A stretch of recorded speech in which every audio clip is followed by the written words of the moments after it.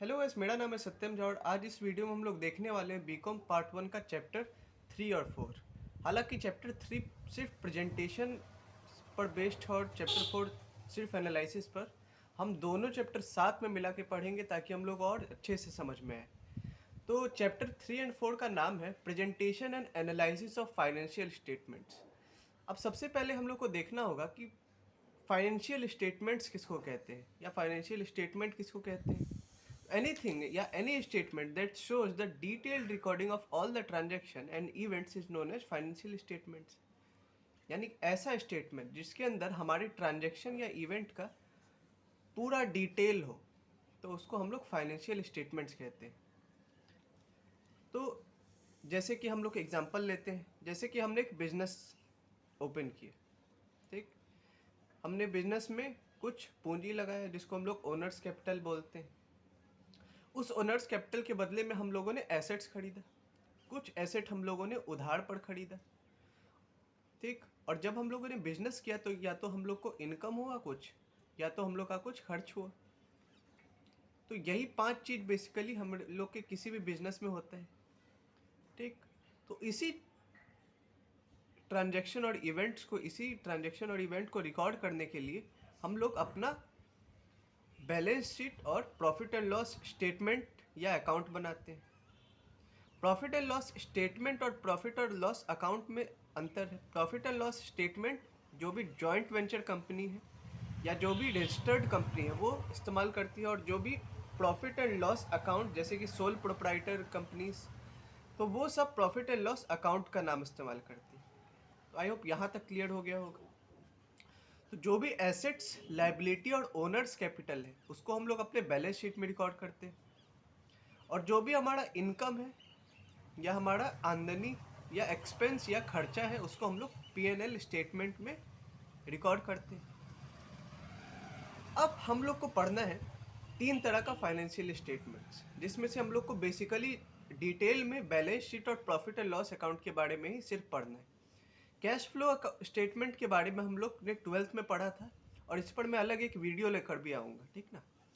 तो हम लोग इस वीडियो में सिर्फ बैलेंस शीट पर फोकस करेंगे और उसका देखेंगे कि हम लोग उसमें कंपैरेटिव और कॉमन साइड स्टेटमेंट कैसे बना सकते हैं।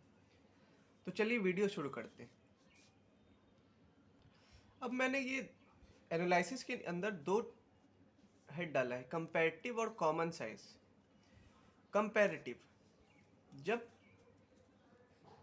तुलना, जब हम लोग किसी से तुलना करते हैं तो हम लोग उसको कंपैरेटिव एनालिसिस में डालते हैं।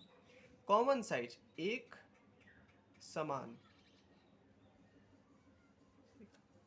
जब हम लोग किसी भी वैल्यू को उसके टोटल या उसके किसी एक खास वैल्यू के इक्वल रख करते हैं, तब इसको जब हम लोग पढ़ेंगे तो और अच्छे से समझ में आएगा। अभी हम लोग को कंपैरेटिव पहले देखते हैं। जैसे कि इसके अंदर भी 2 तरह का कंपैरिजन होता है, इंटर फर्म और intra firm. Inter firm, 2 firm के बीच, बिटवीन 2 फर्म्स, 2 फर्म्स के बीच जब हम लोग कंपैरिजन करते हैं तो उसको हम लोग इंटर फर्म बोलते हैं। आपने सुना होगा इंटर स्कूल चैंपियनशिप या कुछ ऐसे करके, इंटर INTER। तो इसमें 2 स्कूल के बीच वहाँ पर खेल होता था। तो सेम यहाँ पर कंपैरिजन 2 फर्म के बीच में होता है, इसलिए हम लोग इसको इंटर फर्म बोलते हैं।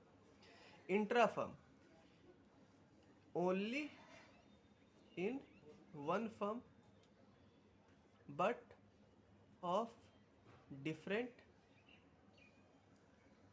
डिपार्टमेंट्स या ईयर। एक ही फर्म का इसमें कंपैरिजन होता है डिफरेंट डिपार्टमेंट या ईयर के हिसाब से। हम लोग को मेनली बेसिकली ईयर के, अलग अलग ईयर के बारे में पढ़ना है कि इस साल हम लोग को इतना हुआ और अगले साल, पिछले साल इतना हुआ था, इस साल इतना हुआ है, ठीक ना। तो इसके बारे में भी और अच्छे से पढ़ेंगे।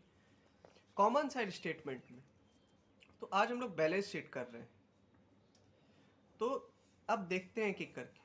तो हम लोग को दोनों में इंट्रा फर्म पढ़ना है। इंट्रा फर्म बैलेंस शीट,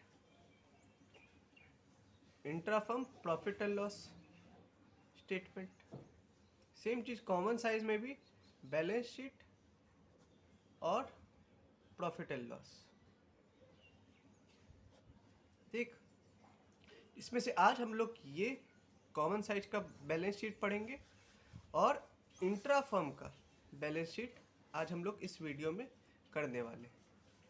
ठीक, तो शुरू करते हैं। सबसे पहले हम लोग अपने फॉर्मेट से। आप लोग को अभी इधर का लाइन बिल्कुल नहीं देखना है, आप लोग को बस पार्टिकुलर्स देखना है और उसके अंदर क्या क्या कंटेंट आएगा। एक एक करके हम लोग चलते हैं, एक एक करके चलते हैं अब इस पर। सबसे पहले इक्विटी एंड लायबिलिटी। अब ध्यान रखें, जो भी हम लोग जब एनालिसिस या प्रेजेंटेशन करते हैं उसको हम लोग वर्टिकल फॉर्म में लिखते हैं। वर्टिकल मीन्स कैसे हो गया, जब हम लोग बैलेंस शीट बनाते थे तो हम लोग कुछ ऐसा बनाते थे, बैलेंस शीट, इधर लायबिलिटी, इधर एसेट, ऐसा कुछ लिखते थे। पर ये हो गया हॉरिजॉन्टल, ये क्या हो गया हॉरिजॉन्टल। पर अभी जो बैलेंस शीट हम लोग बना रहे हैं उसमें या तो पहले ऊपर लायबिलिटी फिर एसेट, जो अभी हम लोग पढ़ेंगे इसको हम लोग बोलते हैं वर्टिकल बैलेंस शीट। तो अभी जब हम लोग प्रेजेंटेशन और एनालिसिस करेंगे तो हम लोग हमेशा वर्टिकल बैलेंस शीट में करते हैं। ठीक, तो एक एक करके इसका कंटेंट देखेंगे। सबसे पहले इक्विटी एंड लायबिलिटी, लेफ्ट से चालू करते हैं इक्विटी एंड लायबिलिटी पर, फिर एसेट पर जाके खत्म करते हैं। सबसे पहले इक्विटी एंड लायबिलिटी। जो भी बिजनेस का लायबिलिटी है, सबसे पहले शेयर होल्डर्स फंड या ओनर्स फंड। अब इसमें 3 तरह का इसके अंदर सब हेड आता है। सबसे पहले शेयर कैपिटल या जो ओनर्स कैपिटल इसको हम लोग बोल सकते हैं, जो सीधा मालिक द्वारा लगाया गया हो या हम लोगों ने इन द फॉर्म ऑफ शेयर्स उधार लिया हो मार्केट से, तो इसको हम लोग शेयर कैपिटल के अंदर डालते हैं। जब शेयर वाला चैप्टर पढ़ेंगे तो उसमें हम लोग को ये पॉइंट और अच्छे से क्लियर होगा। ठीक, रिजर्व्स एंड सरप्लस। हमारा जो भी प्रॉफिट या लॉस है उसको हम लोग यहाँ पर लिखते हैं। अगर प्रॉफिट हुआ तो इसको हम लोग प्लस में लिखते हैं और लॉस हुआ तो इसी चीज़ को हम लोग माइनस में लिख देते हैं, पर लायबिलिटी के ही अंदर लिखते हैं। ठीक, तीसरा point, money received against share warrants और पेंडिंग शेयर अलॉटमेंट। ये दोनों एक दूसरे से जुड़ा हुआ है, आप लोग ध्यान से समझिए। जैसे कि मान लेते हैं हमारा 10 रुपये का शेयर, हम लोगों ने एक शेयर बाजार में इशू किया। एक आसान एग्जाम्पल है, 10 रुपये का एक शेयर हम लोगों ने बाजार में इशू कर दिया।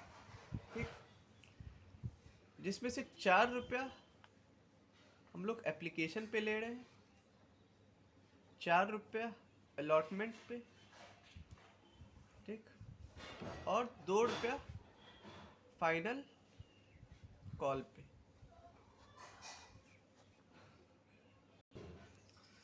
तो यहाँ पर हम लोगों ने 4 रुपये एप्लीकेशन पर लिया, 4 रुपये अलॉटमेंट पर और 2 रुपया फाइनल कॉल पर। अभी आपको चिंता नहीं करना है, इस चीज़ को हम लोग शेयर वाले चैप्टर में भी पढ़ेंगे। शेयर वाले चैप्टर में यानी 10 रुपये को हम लोग 3 पार्ट में ले रहे हैं।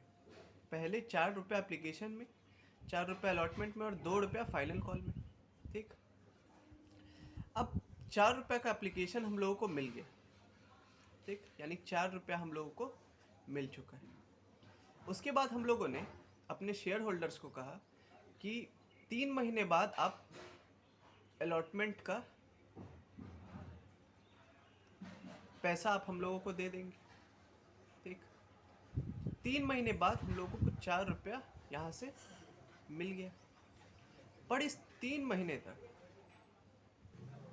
तो ये 3 महीने तक जो ये 4 रुपया हम लोगों ने रखा है वो हमारे लिए क्या हो जाएगा, वो हमारे लिए हो जाएगा money received against share warrants. अभी उसका अलॉटमेंट नहीं हुआ है, पर 4 रुपया अभी हम लोगों ने रख लिया है। 3 महीने के बाद हम लोग ने बोला है कि उसको हम लोग को अलॉटमेंट का रुपया देना है, अब हम लोग को उसको शेयर अलॉट कर देंगे। तो ये केस हो गया जिसमें money received against share warrants वाला पैसा जाएगा। दूसरा, पेंडिंग शेयर अलॉटमेंट। अब मान लेते हैं 10 रुपये का एक शेयर था। ठीक, लोग अप्लाई कर दिया 2 शेयर के लिए। ठीक, एक शेयर का 4 रुपये एप्लीकेशन था, यहाँ पर 4 रुपये एप्लीकेशन, तो हम लोग को कितना रुपया मिल गया, 8 रुपये यहाँ पर मिल गया। ठीक, और हम लोग के पास शेयर कितना है, एक ही शेयर है। तो इस सिचुएशन में हमारा शेयर क्या हुआ है, ओवर सब्सक्राइब हुआ है, ओवर सब्सक्राइब हुआ। तो यहाँ पर 8 रुपये हम लोग को मिल गया है। तो इस 8 रुपया को या तो हम लोग 4 रुपया रख ले और 4 रुपया लौटा दे, ठीक, 4 रुपया रख ले और 4 रुपया लौटा दे, या तो इस 4 रुपया को हम लोग प्रो राइटा अलॉटमेंट कर दें, यानी दोनों शेयर होल्डर को आधा आधा शेयर दे दें। इसका हम लोग और अच्छे से पढ़ेंगे, पर अभी के लिए ये 4 रुपया हमारे लिए क्या है, पेंडिंग शेयर अलॉटमेंट। ठीक, आई होप यहाँ तक आपको क्लियर हो गया हो। अब इसके बाद अगला हेड आता है नॉन करेंट लायबिलिटी। अब जहां पर भी आपको नॉन करेंट दिख जाए, एक बात ध्यान रखें, नॉन करेंट,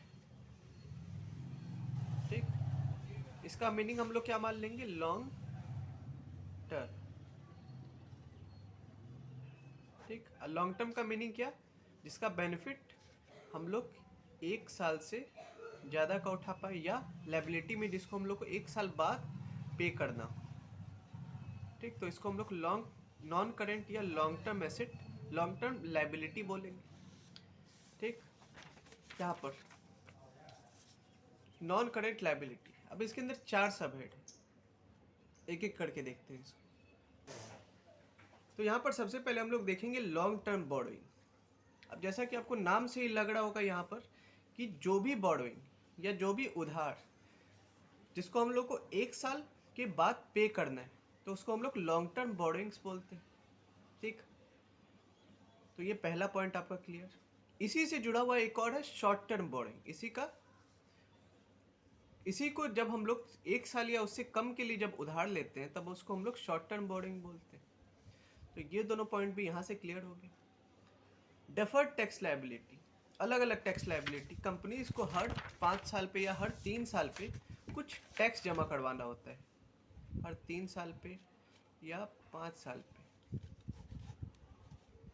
तो इसके लिए वो लोग एक टैक्स लायबिलिटी का एक अकाउंट बना लेता है, एक प्रोविजन टाइप का अकाउंट बना लेता है पहले से ही सेव करने के लिए, जिसका नाम होता है डेफर्ड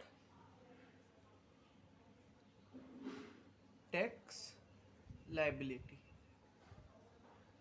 ठीक, तो यहाँ पर डेफर्ड टैक्स लायबिलिटी। ठीक, अदर लॉन्ग टर्म लायबिलिटी। अब लॉन्ग टर्म लायबिलिटी क्या है यहाँ पर, अब देखते हैं। जैसे कि आपने किसी से सामान उधार पड़ लिया, ठीक ना, और उसको आपने प्रॉमिस किया कि आप उसको 2 साल में उसका पेमेंट कर देंगे विथ इंटरेस्ट। तो ये किस में आ गया, लॉन्ग टर्म लायबिलिटी। अब लायबिलिटी और बोरोइंग में क्या अंतर है, बोरोइंग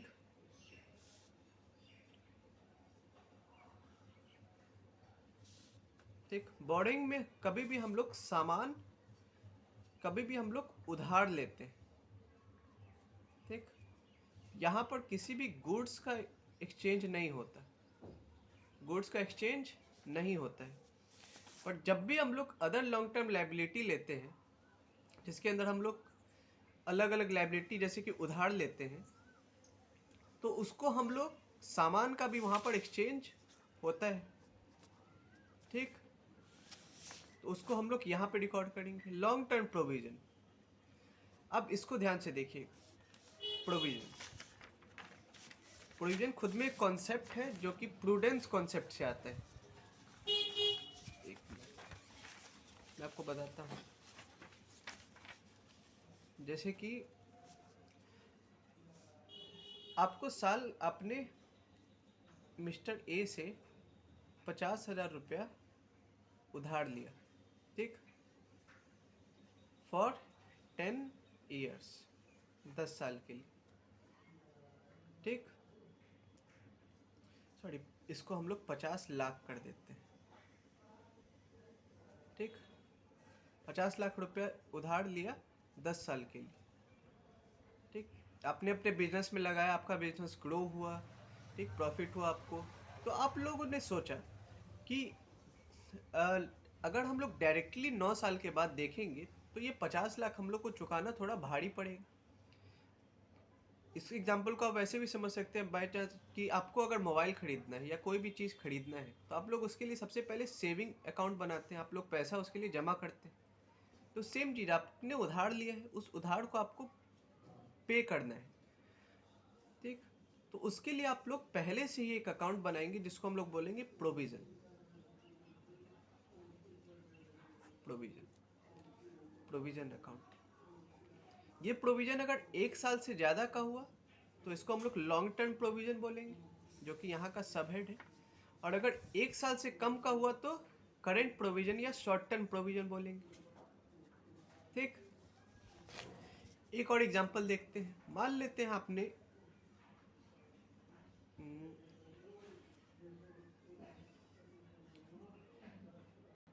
मान लेते हैं आपको एक मोबाइल परचेज करना है, ठीक, जो कि 10,000 रुपये का है, ठीक ना। तो आप लोग हर महीना उसके लिए कुछ कुछ, मान लीजिए 200 रुपया हर महीना कुछ कुछ बचा रहे हैं और उसको एक अकाउंट में डालना है जिसको हम लोग बना रहे हैं प्रोविज़न फॉर मोबाइल, ठीक। ये हम लोग एक यहाँ पर अकाउंट बना रहे हैं प्रोविज़न फॉर मोबाइल। हम लोग मोबाइल के लिए कुछ पैसा जमा कर रहे हैं और उसको एक अकाउंट में डाल रहे हैं, ठीक। तो ये भी हम लोग का ये एक रिलेटेबल एग्जांपल है। हम लोग ऐसा करते हैं ताकि एक बार में जो खर्चा है हम लोग के सर पे ना आए और हम लोग को कुछ बोझ जैसा ना लगे। तो जनरल साइकोलॉजी में आप देखेंगे कि आप लोग को अगर एक बार में अगर बहुत ज़्यादा अमाउंट पे करने का हो या लम सम मेथड हो तो उस जगह पर हम लोग सोचते हैं कि काश हम लोग अगर ईएमआई कर लेते तो यहाँ पर हम लोग को कुछ टाइम भी मिल जाता और साथ साथ हम लोग का इतना एक बार में उतना हम लोग को पैसा देना भी नहीं पड़ता, ठीक। तो यहाँ पर इसको हम लोग देखेंगे, याद रखेंगे कि लॉन्ग टर्म प्रोविज़न 1 साल से ज़्यादा के लिए जब हम लोग जमा करते हैं उसी पैसा को, अगर 1 साल से कम के लिए मान लीजिए आपने 50 लाख रुपया 3 महीने के लिए उधार लिया था तो ये किस में बदल जाता है, ये प्रोविज़न शॉर्ट टर्म प्रोविज़न में बदल जाता है जिसको हम लोग करेंट प्रोविज़न बोलते हैं, ठीक। अब एक टर्म यहाँ पर बचा शॉर्ट टर्म पेबल्स। अब किसी को आप मिस्टर ए हैं, आपने मिस्टर बी से उधार लिया 50,000 रुपये का, ठीक। तो मिस्टर बी आपके लिए क्या बन गए, क्रेडिटर बन गए, जिसको हम लोग हिंदी में क्या बोलते हैं, लेनदार। यानी ये हम लोगों से पैसा लेगा और ये पैसा कितने महीने के लिए लिया आपने, 3 मंथ्स के लिए, 3 महीने के लिए। तो आपके बी क्या बन गए, क्रेडिटर। तो आप लोग को इनको पैसा देना होगा तो ये हम लोग के लिए क्या बन गए, शॉर्ट टर्म पेबल्स, ठीक। अब यहाँ पर एक चीज़ ध्यान रखेंगे, अदर करेंट लाइबिलिटी और अदर करेंट एसेट में अदर करेंट लाइबिलिटी जो भी हम लोग का बचा हुआ खर्चा है, आउटस्टैंडिंग एक्सपेंस, ये हमारे लिए क्या है, लाइबिलिटी।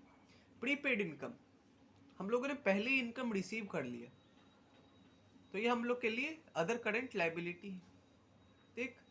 तो आई होप यहाँ से अदर करेंट लाइबिलिटी का भी आपको पॉइंट क्लियर हो गया होगा। तो इस हिसाब से हम लोग का जो इक्विटी और लाइबिलिटी साइड है उसका हम लोगों ने एक एक एलिमेंट और सबहेड देखा, हेड सबहेड देखा, ठीक। अब हम लोग चलेंगे एसेट्स पर, ठीक। एसेट्स पर अब हम लोग चल रहे हैं। अब हम लोग एक एक करके एसेट्स का हेड और सब हेड देखेंगे। सबसे पहले आता है नॉन करेंट। अब मैंने बताया था जहां पर भी आपको नॉन करेंट दिखे उसको हम लोग लॉन्ग टर्म बोलते हैं। लॉन्ग टर्म एसेट्स में सबसे पहले फिक्स्ड एसेट। अब ये मिसकंसेप्शन बहुत जगह है कि फिक्स्ड एसेट होगा तो हमेशा टेंजेबल एसेट ही होगा, यानी जिसको हम लोग छू सके या देख सके, पर ऐसा नहीं होता।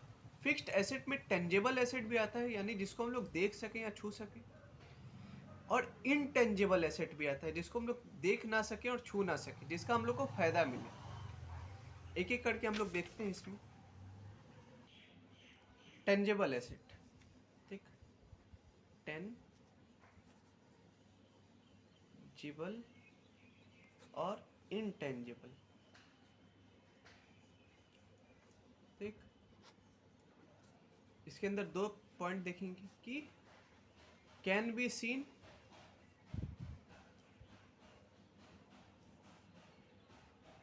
और कैन बी टच्ड, और ये इसी का वैसे वर्षा हो जाएगा, ये इसी का उल्टा हो जाएगा। ये ना तो दिखता है ना तो हम लोग इसको टच कर सकते हैं। तो कौन सा एसेट है जिसको हम लोग देख सकते हैं और टच कर सकते हैं? जैसे कि हम लोग का हो गया मशीनरी, दूसरा प्लांट, तीसरा बिल्डिंग, फर्नीचर। ये सब हमारा क्या है? कॉमन टेंजेबल एसेट है जो कि हम लोग को दिखता है, हम लोग आसपास अपने देखते हैं। अब इनटेंजेबल एसेट कौन सा है जिसको हम लोग देख नहीं सकते पर उसका फायदा मिलता है हम लोगों को? सबसे पहले पेटेंट्स। आपकी कंपनी ने कुछ खोजा है और उसको पेटेंट करवा लिया। दूसरा राइट्स, किसी चीज का हक। तीसरा कॉपीराइट्स, किसी चीज को पब्लिश करवाने या किसी चीज को छपवाने का हक, ठीक, एटसेट्रा। तो कोई भी ऐसा चीज जिसको आपने पेटेंट करवाया, आपने कुछ खोजा और आपका वो राइट है, तो उसको हम लोग पेटेंट, राइट, कॉपीराइट में बोलते हैं। इसके अंदर एक और चीज आता है गुडविल। गुडविल जो हम लोगों ने मार्केट में अपना इज्जत बनाया है, तो उसको हम लोग गुडविल बोलते हैं। ये भी बहुत इंपॉर्टेंट है, इसको आप वीवीआई कर लें, ठीक। तो गुडविल हम लोग का इनटेंजिबल एसेट में आता है जो कि फिक्स्ड एसेट के अंदर होता है, ठीक। इसका ट्रीटमेंट भी सेम एसेट, टेंजिबल एसेट जैसा होता है। जब हम लोग इसका पढ़ेंगे तो और अच्छे से समझेंगे। तो यहाँ पर टेंजिबल एसेट और इनटेंजिबल एसेट, आई होप यहाँ पर आपको क्लियर हो गया होगा। जब वो tangible asset in the form of progress में हो, बनने के फॉर्म में हो, तो उसको हम लोग कैपिटल वर्क इन प्रोग्रेस या WIP बोलते हैं। जबकि इनटेंजिबल जब एसेट जब बनने के फॉर्म में हो तो इनटेंजिबल एसेट्स अंडर डेवलपमेंट, इसको ये बोलते हैं। जैसे कि मान लीजिए टेंजिबल एसेट, आपने बिल्डिंग के लिए पैसा दिया और आपका बिल्डिंग बन रहा है, तो ये किस में आ गया? Capital work in progress. जब वो बन जाएगा तो वो बिल्डिंग अकाउंट उसके में बन जाएगा, ठीक।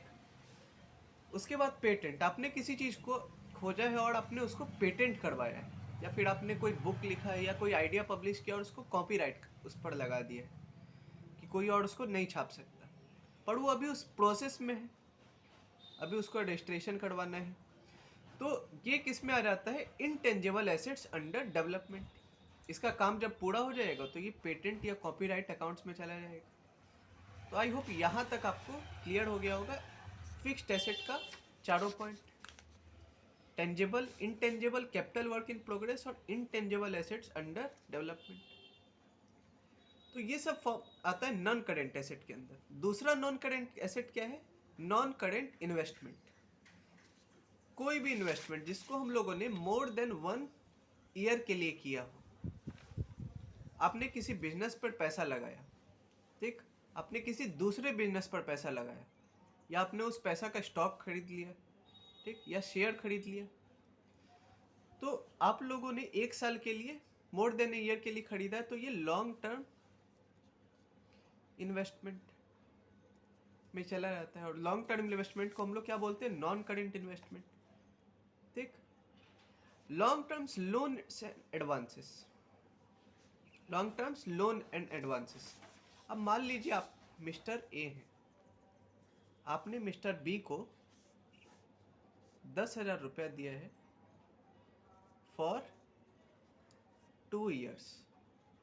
तो वो 10,000 रुपया आपके लिए क्या हो जाएगा? वो मिस्टर बी आपके लिए क्या हो जाएंगे? डेटर। और आपने 10,000 रुपया दिया है तो ये 10,000 रुपया आपके लिए क्या हो जाएगा? एसेट। जिस 10,000 रुपया को हम लोग long terms loans and advances में लिखेंगे, ठीक। तो इस 10,000 रुपये के लिए हम लोग long terms loan and advances लिखेंगे, जबकि मिस्टर बी के लिए हम लोग डेटर, जो चीज़ हम लोग आगे पढ़ेंगे, उसको लिखेंगे। ठीक, तो यहाँ पर long terms loans and advances आ गए। अदर लॉन्ग टर्म एसेट यहाँ पर देख सकते हैं। अदर लॉन्ग टर्म एसेट में अदर लॉन्ग टर्म एसेट क्या आ जाता है? प्रीपेड एक्सपेंस, यानी जो खर्चा जिसको हम लोगों ने पहले ही कर दिया, या हम लोग का जो इनकम बचा हुआ है किसी और के पास, ये हमारे लिए क्या है? Other current asset. अगर ये मोर देन 1 ईयर के लिए होगा तो इसको हम लोग अदर लॉन्ग टर्म एसेट बोलेंगे। ठीक, करंट एसेट। अब जैसे नॉन करंट है तो वैसे ही करंट होगा यहाँ पर। तो करंट एसेट में हम लोग देखते हैं सबसे पहले आता है ट्रेड रिसीवेबल्स। तो इस एग्जांपल को अगर हम लोग ध्यान से देखेंगे तो मिस्टर बी हमारे लिए क्या है? डेटर है। यानी मिस्टर बी 2 साल बाद हमें 10,000 रुपया विथ इंटरेस्ट देंगे। ठीक, तो मिस्टर बी हमारे लिए क्या होगा? डेटर होगा। और उस डेटर को हम लोग किस में लिखेंगे? ट्रेड रिसीवेबल्स में लिखेंगे। अगर यही पैसा हम लोगों ने 2 साल के बजाय 3 मंथ्स के लिए दिया होता, 2 साल के बजाय 3 मंथ्स के लिए दिया होता, तो ये हम लोग करंट एसेट्स के अंदर ट्रेड रिसीवेबल्स के अंदर आती है। ठीक, सेम चीज़ वही इन्वेस्टमेंट, जो इन्वेस्टमेंट हम लोगों ने यहाँ पर 1 साल या उससे ज़्यादा के लिए किया था, उसको हम लोग 1 साल या उससे कम के लिए करते, तो हम लोग उसको करंट इन्वेस्टमेंट के अंदर रखते। ठीक, इन्वेंट्रीज। अब कोई भी ऐसा गुड, चूँकि हम लोग बिजनेस चला रहे हैं तो हम लोग गुड खरीद रहे हैं ताकि उसको हम लोग बेच सकें। तो कोई भी ऐसा गुड्स जिसको हम लोग खरीद रहे हैं ताकि हम लोग उसको सेल कर सके। ठीक, यानी गुड्स हम लोग खरीद रहे हैं और उसको हम लोग सेल कर देंगे, तो वो सेल, अब ऐसा तो नहीं 1 साल से ज़्यादा लगेगा, 1 साल से कम के अंदर ही सेल हो जाएगा। तो उस गुड्स का फ़ायदा हम लोग को 1 साल से कम के लिए मिल रहा है, तो उस गुड्स को हम लोग इन्वेंट्रीज के अंदर रिकॉर्ड कर देंगे। ठीक, आगे आ जाता है कैश एंड कैश इक्विवेलेंट्स। अगर हमारे हाथ में डायरेक्टली कैश है तो हम लोग करंट एसेट्स के अंदर डालेंगे, यानी तुरंत हम लोग उसको खर्च कर सकते हैं। कैश इक्विवेलेंट्स का मतलब जो भी चीज़ जो कि कैश के बराबर में हो, जैसे कि चेक हो गया, ठीक, बॉन्ड हो गया, या अलग अलग बैंक का जो भी स्टेटमेंट हो गया, तो उसको हम लोग कैश इक्विवेलेंट्स के अंदर डालते हैं, जिसको हम लोग डायरेक्टली कैश में चेंज करवा सकते हैं। तो कैश और कैश इक्विवेलेंट एक दूसरे से जुड़ा हुआ है। आगे चलते हैं short terms loan and advances. तो वही चीज़ जो आपने मिस्टर बी को 2 साल के लिए लोन दिया था, तो वही चीज़ आपने उस चीज़ को 3 महीने के लिए दिया, तो ये 10,000 रुपये आपके लिए क्या हो जाएगा? Short term loans and advances. ठीक, पहले ये 10,000 रुपये long term loan and advances था, और ये अगर यही चीज़ 3 महीने के लिए दिया गया है तो ये short term loan and advances हो जाएगा, जिसको हम लोग इसके अंदर लिखेंगे। अदर करेंट एसेट्स के अंदर हम लोग ने देखा है कि प्रीपेड एक्सपेंस और प्रीपेड और आउटस्टैंडिंग इनकम हम लोग का हो जाता है, यानी जो खर्चा मतलब जो एक्सपेंस हम लोग का, जो हम लोगों ने पहले ही पे कर दिया, ऐसा खर्चा है जिसको हम लोगों ने पहले ही पे कर दिया, उसको हम लोग प्रीपेड एक्सपेंस में डालेंगे। और ऐसा इनकम जो हम लोग का किसी के पास बचा हुआ है तो उसको हम लोग आउटस्टैंडिंग इनकम डालेंगे। अगर ये 1 साल से कम के लिए तो इसको हम लोग करेंट एसेट या अदर करेंट एसेट के अंदर डालेंगे। तो आई होप यहाँ तक आपको इसका कंटेंट समझ में आ गया होगा कि इसके अंदर क्या क्या डलेगा। सबसे पहले एसेट्स के अंदर non current asset, fixed asset, non current investment, long term loan and advances, long term assets. दूसरा आता है करंट एसेट। ठीक, इसके अंदर अलग अलग चीज़ आएगा। आपको अभी इधर के लाइन का चिंता नहीं करना है, इसके लिए हम लोग अलग वीडियो बनाएंगे क्वेश्चन के हिसाब से। अभी हम लोग देखेंगे कि कैसे कैसे हम लोग लिखते हैं। इसमें हम लोग को सब हेड के अंदर कभी भी अमाउंट लिखते हैं, हम लोग हेड के अंदर कभी भी अमाउंट नहीं लिखते हैं। शेयर कैपिटल, अब यहाँ पर आप लोगों ने देखा होगा यहाँ पर प्रीवियस ईयर और करंट ईयर। तो जैसा कि मैंने आपको बताया था यहाँ पर कि जब इस चैप्टर में हम लोग इंट्रा फर्म कंपैरिजन करेंगे। कौन सा firm comparison? Intra firm comparison करेंगे, यानी एक ही फर्म की कंपैरिजन 1 से ज़्यादा साल के लिए। तो यहाँ पर प्रीवियस ईयर यानी पिछले साल कितना था और इस साल कितना है, अभी आपको बस इस पर ध्यान देना है। इसमें हम लोग कुछ अमाउंट लिख देंगे जब क्वेश्चन बनाएंगे तो। ठीक, यहाँ पर इसके अंदर भी इसके सब हेड के अंदर ऐसे ही करके, तो ऐसे ही करके हम लोग ने लिख लिया। यहाँ पर लायबिलिटीज़ में भी सारा अमाउंट लिख देंगे, ठीक। प्रीवियस ईयर, करंट ईयर, ठीक। अभी आप लोगों को अभी परसेंटेज और एब्सोल्यूट चेंज परसेंटेज अभी नहीं देखेंगे, अभी हम लोग सिर्फ देखेंगे कहाँ का अमाउंट बढ़ना है, ठीक। यहाँ पर लायबिलिटीज़ में ऐसे अमाउंट बढ़ेंगे और एसेट्स में ऐसे सब हेड के अंदर हम लोग अमाउंट लिखेंगे, ठीक। आई होप यहाँ तक आपको समझ में आया होगा। अब इसके बाद हम लोग सबसे पहले देखेंगे एब्सोल्यूट चेंज। अब एब्सोल्यूट का मीनिंग क्या होता है, यानी जो एक्यूरेट चेंज आया है, यानी जो पूरा, मान लीजिए आप इस साल 100 रुपया कमा रहे हैं, यानी पिछले साल आप 100 रुपया कमा रहे थे, इस साल आपका सैलरी बढ़ के 150 रुपया हो गया, ठीक। तो कितने रुपए का एब्सोल्यूट चेंज आया? 50 रुपये का एब्सोल्यूट चेंज आया। परसेंटेज चेंज अगर निकालना हो तो absolute change bye previous year का जो भी डाटा है, प्रीवियस ईयर इंटू 100। यही चीज़ हम लोग SI में भी करते थे। प्रॉफिट और लॉस निकालना हो तो लॉस या प्रॉफिट को नीचे ऊपर रखते थे बाय CP इंटू 100। तो यहाँ पर हम लोग हमेशा प्रीवियस ईयर को रखेंगे नीचे।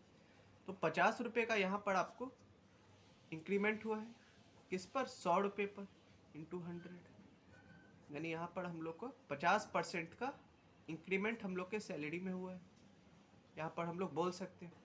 तो ये जो 50 रुपया है ये हम लोग का एब्सोल्यूट चेंज है, जबकि ये 50% जो है ये हम लोग का परसेंटेज चेंज है, ठीक। तो यहाँ पर भी हम लोग एब्सोल्यूट चेंज लिखेंगे यहाँ पर, यानी प्रीवियस ईयर और एब्सोल्यूट चेंज का formula current year minus previous year, ठीक। यानी करंट ईयर यानी इस साल आपका सैलरी कितना है, इस साल आपका सैलरी यहाँ पर 150 रुपया था, माइनस 100 रुपया, तो ये आपका एब्सोल्यूट चेंज आ गया यहाँ पर। तो उस एब्सोल्यूट चेंज को यहाँ पर हम लोग फॉर्मूला लिखे current year minus previous year, इसमें भी हम लोग अमाउंट लिख देंगे। तो ऐसे ही करके हम लोग एब्सोल्यूट चेंज में भी अपना डाटा को फिल कर देंगे, ऐसे करके। आई होप यहाँ तक आपको एब्सोल्यूट चेंज भी समझ आ गया होगा। परसेंटेज चेंज का फॉर्मूला क्या होगा? परसेंटेज चेंज का formula absolute change bye previous year into 100, ये हम लोग का फॉर्मूला हो गया। Absolute change bye previous year into 100, यानी एब्सोल्यूट चेंज यहाँ पर जितना आया है इसको ऊपर रखेंगे bye previous year into 100। Percentage निकालने के लिए किसी भी चीज़ को हम लोग 100 से मल्टीप्लाई करते थे, तो यहाँ पर हम लोग का जो भी आएगा वो हम लोग को परसेंट में निकल जाएगा। तो ये जो दो चीज़ है एब्सोल्यूट चेंज और परसेंटेज चेंज, ये हम लोग का कंपैरेटिव बैलेंस शीट का पार्ट है, ठीक। तो जैसा कि हम लोगों ने पहले देखा था यहाँ पर कि हम लोग बैलेंस शीट में देखते हैं यहाँ पर absolute change and percentage change, दो चीज़ यहाँ पर हम लोग बैलेंस शीट में पढ़ेंगे जो कि कंपैरेटिव में होगा। दो चीज़ को कंपेयर कर रहे हैं यहाँ पर हम लोग, उसको बैलेंस शीट में देखें। तो यहाँ से हम लोग का एक चीज़ यहाँ पर क्लियर हो गया, कंपैरेटिव में भी इंट्रा फर्म कंपैरिजन और बैलेंस शीट क्लियर हो गई। अब यहाँ से आते कॉमन साइज। अब यहाँ पर थोड़ा सा दिमाग लगाएंगे, ठीक। यहाँ से थोड़ा सा लॉजिकल हो जाता है, जिसको हम लोग एक समान करना बोलते हैं, कॉमन साइज स्टेटमेंट। इसके अंदर बैलेंस शीट में हम लोग सबसे पहले देखेंगे यहाँ पर हम लोग का टोटल कुछ ना कुछ होगा प्रीवियस ईयर और करंट ईयर। तो प्रीवियस ईयर का टोटल कुछ होगा, करंट ईयर का कुछ टोटल होगा, ठीक। प्रीवियस ईयर का कुछ टोटल होगा और करंट ईयर का कुछ टोटल होगा। तो कॉमन साइड स्टेटमेंट में दो चीज आता है, percentage of previous year, percentage from current year, या परसेंटेज फ्रॉम टोटल। तो इसके अंदर हम लोग जो हम लोग का जो भी टोटल आया है बैलेंस शीट के नीचे, भले ही वो एसेट में हो या लायबिलिटी में हो, तो इस साइड हम लोग लायबिलिटी का देख रहे हैं, तो सिर्फ प्रीवियस ईयर का भी देखते हैं। प्रीवियस ईयर में जो भी हम लोग को टोटल है उसको हम लोग 100% मान लेंगे। क्या मान लेंगे? 100%। ठीक, तो मान लीजिए हम लोग का टोटल यहाँ पर टोटल में आया है 1,00,000 रुपये। अब मान लेते हैं सपोज कर लेते हैं हम लोग का टोटल में आया था 1,00,000 रुपया प्रीवियस ईयर का, ठीक, जिसको हम लोगों ने 100% मान लिया। ये चीज़ हम लोगों ने पिछले बार देखा, तो वहाँ पर जगह नहीं था तो मैंने यहाँ पर लिख के दिखा दिया, यानी टोटल आ गया यहाँ पर लायबिलिटी साइड का 1,00,000 रुपये। ठीक, अब यहाँ पर देखते हैं शेयर कैपिटल हम लोग का कितना है, या ओनर से या हम लोगों ने बाजार से कितना रुपया उधार दिया। मान लेते हैं हम लोग का शेयर कैपिटल यहाँ पर हम लोग का कितना है, 20,000 रुपया प्रीवियस ईयर में। तो इसका परसेंटेज फ्रॉम टोटल कैसे लिखेंगे? तो परसेंटेज फ्रॉम टोटल निकालने के लिए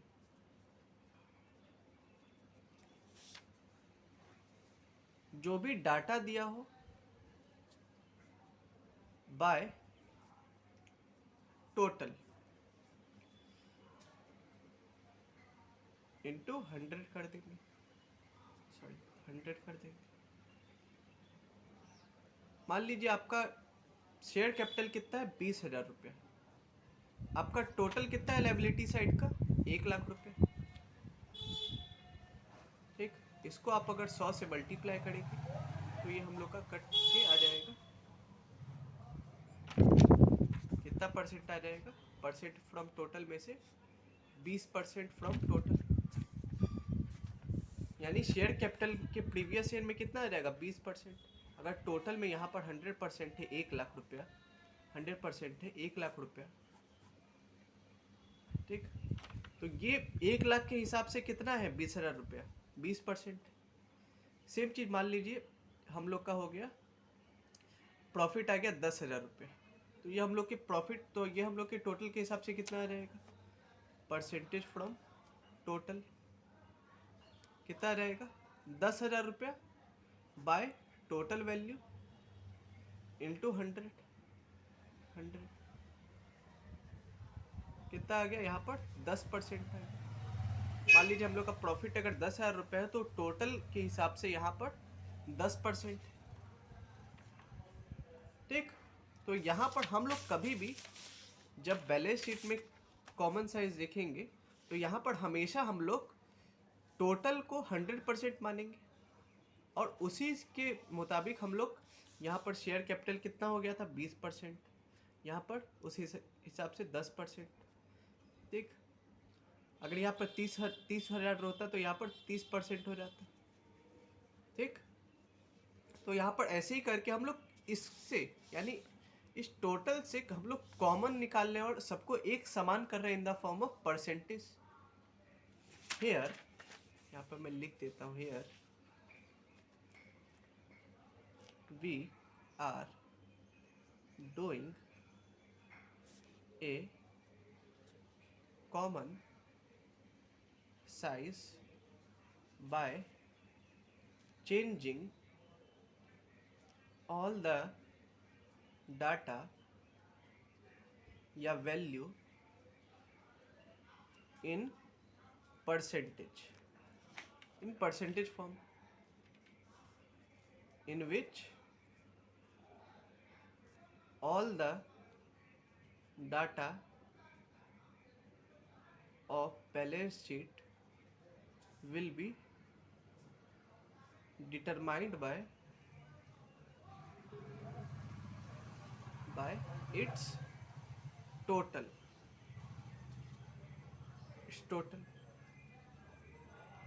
ठीक, उसके टोटल से डिटरमाइन होगा उसका डाटा।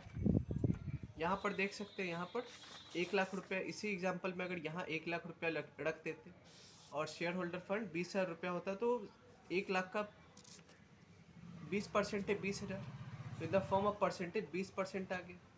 ठीक, तो सबको एक कॉमन साइज में लेके आए हैं in the form of percentage. यही चीज़ यहाँ पर भी हो सकता है, इसको भी हम लोग टोटल को 100% मानेंगे। तो ये दो चीज़ है, जो परसेंटेज वाला चीज़ है यहाँ पर, इसको हम लोग कॉमन साइज बोलते हैं। ये जो दो चीज़ है एब्सोल्यूट चेंज, इसको हम लोग कंपैरेटिव बोलते हैं। ठीक, मैंने आप आपको दोनों चीज़ एक ही टेबल में समझा दिया है। आप लोग जब बुक्स देखेंगे तो आप लोगों को पहले कंपैरेटिव, एब्सोल्यूट चेंज और परसेंटेज चेंज, फिर कॉमन साइज पढ़ाया होगा। ठीक, आई होप यहाँ तक भी आपको समझ आया होगा। सेम चीज़ हम लोग एसेट्स के साथ करेंगे यहाँ पर भी। तो करेंट ईयर को हम लोग, तो सेम चीज़ यहाँ पर हम लोग एसेट्स के साथ करेंगे। यहाँ पर एसेट्स का यहाँ पर टोटल लिख देंगे।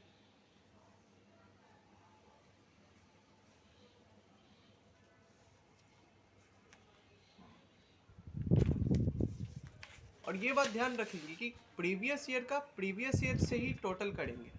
ठीक ना, यानी प्रीवियस ईयर का जो हम लोग 100% माने यहाँ के वैल्यू को, उसी के हिसाब से उसको चेंज करेंगे। यानी डेनोमिनेटर में हमेशा प्रीवियस ईयर का वैल्यू रहेगा टोटल, जबकि करंट ईयर में करंट ईयर का जो भी वैल्यू होगा वो होगा, और उसको 100% मानेंगे। ठीक, तो यहाँ से भी ये दोनों चीज़ कॉमन साइज के लिए है, और ये दोनों चीज़ कंपैरेटिव के लिए। ठीक, तो आई होप यहाँ तक भी आपको समझ आ गया होगा।